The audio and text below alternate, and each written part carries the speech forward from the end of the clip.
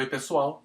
Espero que todos estejam bem, com saúde e preservados. Eu sou Marcelo Segal, juiz do trabalho e professor universitário. Uso mais uma vez o espaço para falar sobre um tema jurídico relevante e atual que envolve os direitos trabalhista e previdenciário. Se você gostou das minhas postagens, das minhas gravações, se inscreva no canal e, se for possível, divulgue também para os seus amigos. Pois bem, dentro dessa questão multidisciplinar, eu vou trazer alguns conhecimentos, circular informação a partir de um caso concreto. Estamos vivendo uma crise, uma pandemia, e aí vem a pergunta: se o empregado se contaminou com Covid-19 e faleceu, o que acontecerá? O que a empresa deve fazer? O que os familiares desse empregado falecido devem fazer ou têm direito? Esse é o nosso tema de hoje.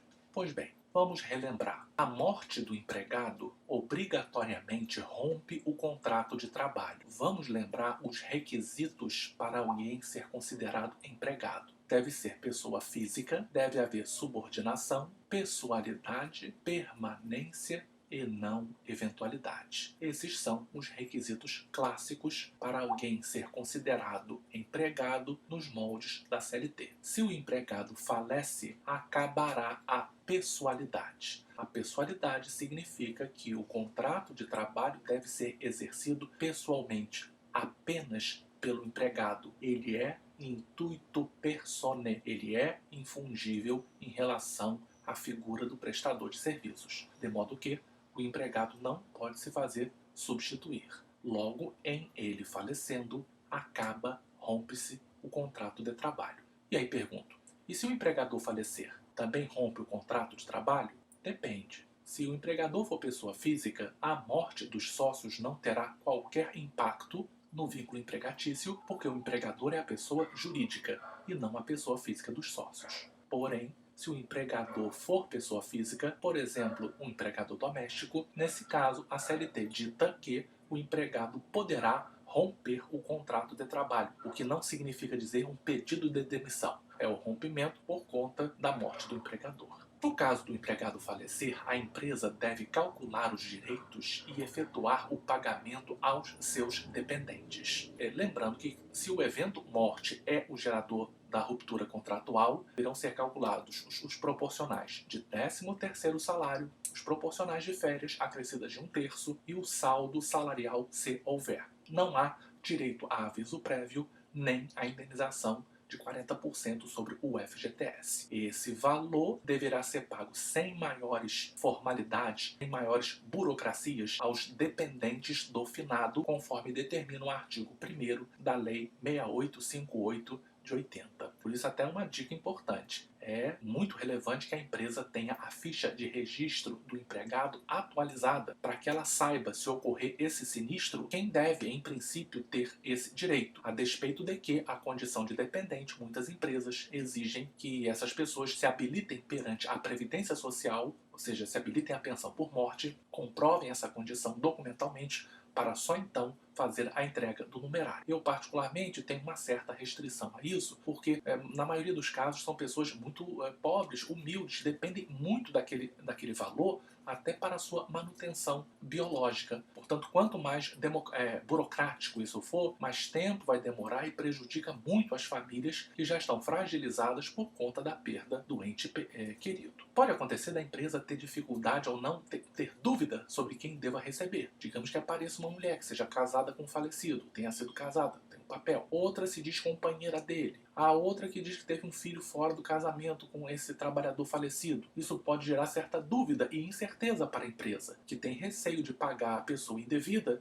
e depois ser demandado novamente. Por isso, se houver de fato essa dúvida, o artigo 335, inciso 4 do Código Civil, autoriza a consignação em pagamento desses valores, que é feito na própria Justiça do Trabalho e não é incomum de nós termos no dia a dia. Não é uma quantidade tão expressiva, mas também não é incomum de nos depararmos com essa situação. Lembrando que esses dependentes do falecido, e essa dependência é a dependência previdenciária. Dependência previdenciária tem classes, classe 1, classe 2, classe 3. Normalmente, nos casos concretos, o que nós verificamos são dependentes classe 1, que é o esposo, a esposa, companheiro ou companheira e filhos de qualquer condição até 21 anos de idade. Esses dependentes podem sacar o FGTS do empregado falecido. Está previsto na Lei 8.036/90, artigo 20, inciso 4. Sobre a responsabilidade civil do empregador, dependendo da situação, a contaminação pelo Covid pode ser considerada acidente do trabalho. Imagina-se que haverá um volume muito grande de ações de empregados contaminados e outros que vieram a óbito por conta de Covid e querem caracterizar isso como acidente do trabalho. Em tese, é possível sim, especialmente nas atividades essenciais, nas quais se verifique que esse empregado está especialmente exposto à contaminação, que pode levar ao óbito. Então, isso é considerado sim, pela lei previdenciária, acidente do trabalho. E dependendo da situação,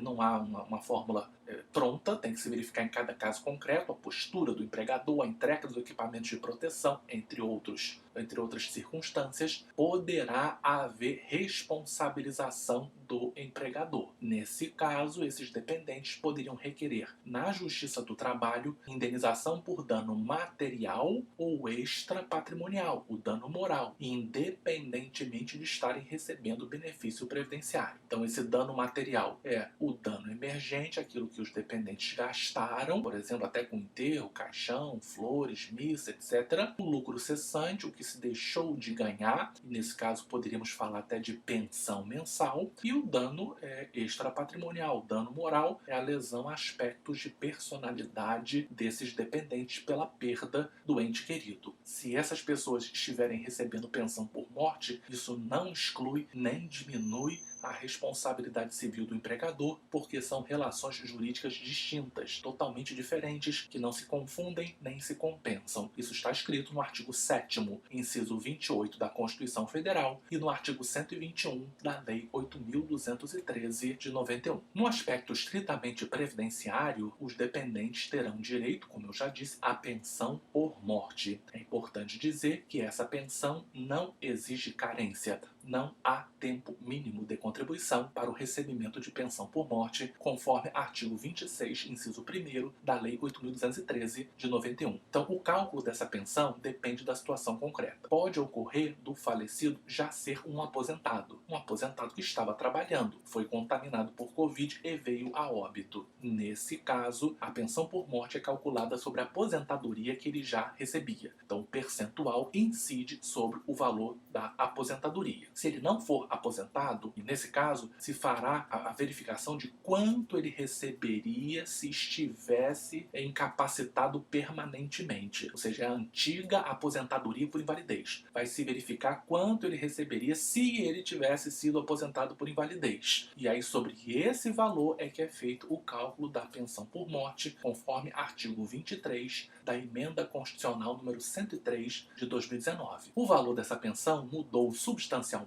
com a emenda, com a reforma da Previdência. Agora, ela parte de uma cota familiar única de 50%, mais 10% por cada dependente, limitado a 100%. Então, se deixou, digamos, esposa, uma viúva e 2 filhos, temos a cota familiar 50% e cada dependente tem uma cota de 10%. Portanto, nesse caso que eu coloquei, serão 80% então, né? O pagamento incidindo sobre o valor que irá da aposentadoria, se o falecido já era aposentado, ou sobre o valor da pensão da aposentadoria por invalidez, se ele ainda não era aposentado. Outra coisa que mudou é que, conforme um dependente for perdendo a sua quota parte, o que se verifica muito nos filhos, para a questão previdenciária, são considerados dependentes os filhos até 21 anos de idade, ou idade superior, desde que inválidos. Então, nesse caso, conforme o filho for completando 21 anos, ele perde a sua quota parte e ela não é revertida para os demais. Essa é uma outra novidade, o que acontecia antes da reforma previdenciária. Bem, outra coisa interessante, que um dependente, sem perder essa característica, ele pode trabalhar. Pode acontecer de um dependente, um filho, por exemplo, a partir de 16 anos ele já pode ser empregado. E ele pode ser que ele trabalhe e está recebendo o salário do empregador e a pensão por morte da Previdência. Então, o fato de ele estar trabalhando não é causa de extinção da pensão por morte ao menos da sua cota-parte. E aí eu imagino, quero colocar para vocês, imagine que esse dependente que está trabalhando, o empregador desse dependente resolve suspender o contrato dele, conforme medida provisória 936, ou fazer a redução da jornada e do salário proporcionalmente. Pergunto a você, ele vai poder receber o benefício emergencial? Respondo, sim, vai poder. Ele receberá, porque a medida provisória 936, artigo 6º, inciso 2, a linha A, faz remissão ao artigo 124, parágrafo único da Lei 8.213. Ou seja, não é possível o acúmulo de benefícios, a não ser nos casos de pensão por morte ou